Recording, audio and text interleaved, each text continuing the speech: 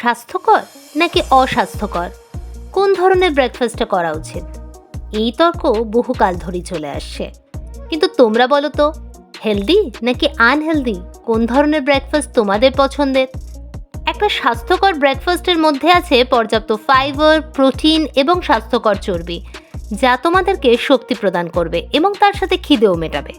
অন্যদিকে একটা অস্বাস্থ্যকর ব্রেকফাস্ট তোমাদের অলস বোধ করাতে পারে, ওজন বাড়াতে এবং দীর্ঘস্থায়ী রোগের ঝুঁকি বাড়াতেও এটি গুরুত্বপূর্ণ ভূমিকা নিয়ে থাকে। কিন্তু এ তো গেল মস্তিষ্কের কথা, তাতে কি আর মন মানে?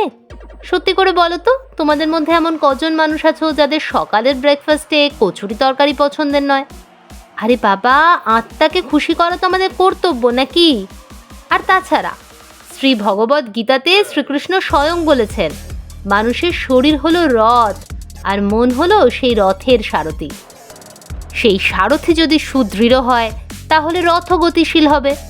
তাহলে আর কি, সারথি অর্থাৎ মনকে খুশি রাখলে শরীরও ভালো থাকবে। তাই সপ্তাহের 7 দিনে একদিন তো কচুরি তরকারি খাওয়া যেতেই পারে। After all, good food equals to good mood.